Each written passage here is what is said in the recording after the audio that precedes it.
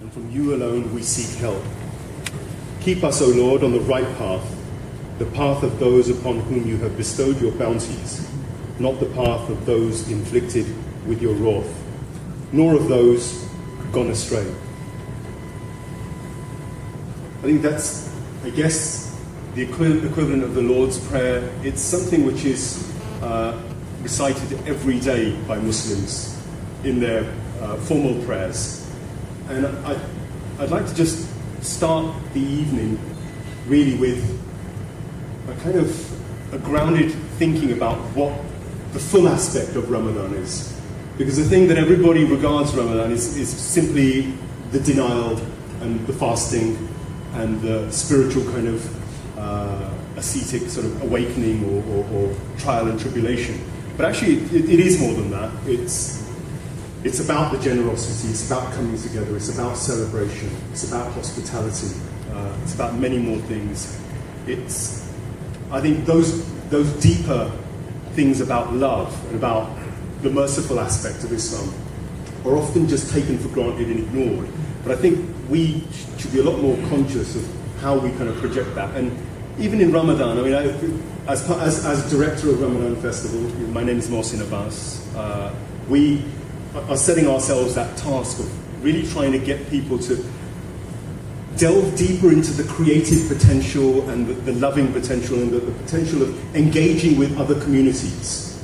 And I think our association today has been facilitated by both Simon Keys at St. Ethelburgers, who we're really thankful to, and Asif Sadiq, who's the chair of the Association of Muslim Police. And I'd love to just welcome him to introduce some of the background as to why this function has taken place and who the AMP are. Thank you very much, Mohsin. Assalamu alaikum. I'd just like to start by saying thank you to everyone for turning up. It's very nice to see so many people come together for an occasion like this. I did have a speech ready for this. Unfortunately, I lost it on the way in, so I haven't got a speech. But I just wanted to say that as chairman of the Association of Muslim Police, I think it's very important for us to recognise our community and our communities in the City of London. And as Muslim workers in the City of London, you're part of our community and people we police. So I'd like to see for us to hopefully through events like this build relationships, work together on various different projects. Just to give an insight into things which we're planning to do in the future. We're planning to set up a Muslim Safety Forum for the City of London Police, a forum which will be advising the police on various different issues. So if people are interested, please do feel free to come up to me and speak to me in regards to that. Apart from that, please enjoy your evening, and again, thank you very much for coming. Assalamu alaikum.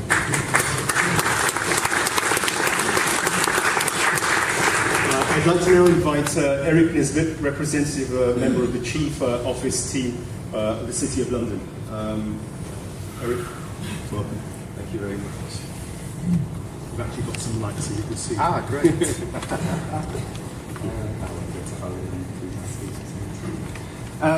Thank you very much. I'd just like to really say a few words of welcome on behalf of the Commissioner of City of London Police.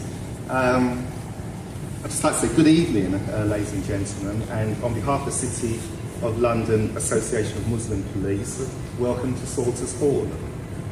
I'll keep my remarks brief, as the main purpose for us being here tonight is to talk, to network, and to discuss how we can develop ever closer working relationships as one city community. I understand that in Islam, the month of Ramadan is a time for forgiveness, repentance, and fasting. It is a time for optimism, when Muslims everywhere will be looking forward to a better and more just world. For those of us who are not Muslim, it is perhaps a time to reflect upon the contribution that Muslim communities make to wider society through hard work, self-discipline, and commitment to family and community. As a Chief Officer in the City of London Police, I will also be thinking about the threat posed by those who would damage and divide our community. and drive religious minorities to the margins of society. Some of you may have read the article recently in the press concerning the campaign being orchestrated by nationalist groups in Switzerland to ban minarets from all mosques on the grounds that they symbolise ideological opposition to the country's constitution. Sadly, this sort of irrational Islamophobic attitude sometimes manifests itself in our own country as well.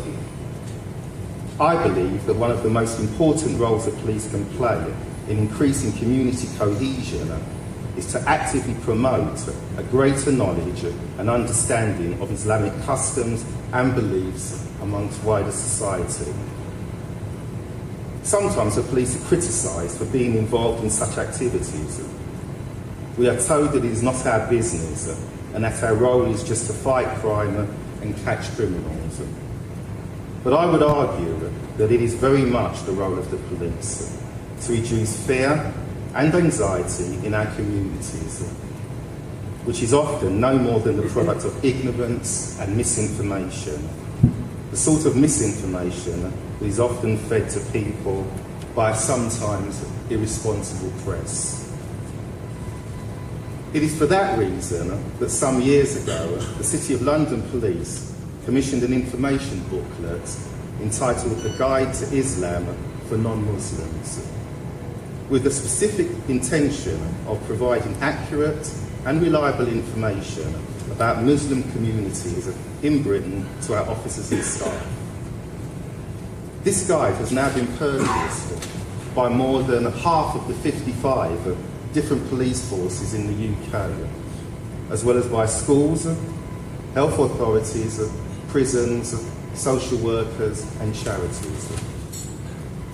We hope that through our work of raising awareness of Muslim community issues, building partnerships with Muslim organisations and groups, and working collaboratively with communities to solve the problems that concern us all, which are crime, violent extremism, social exclusion and religious discrimination, we can send out a strong message to a far wider audience that the City of London Police is committed to building safer, stronger communities and to combating hatred and persecution wherever it may manifest itself.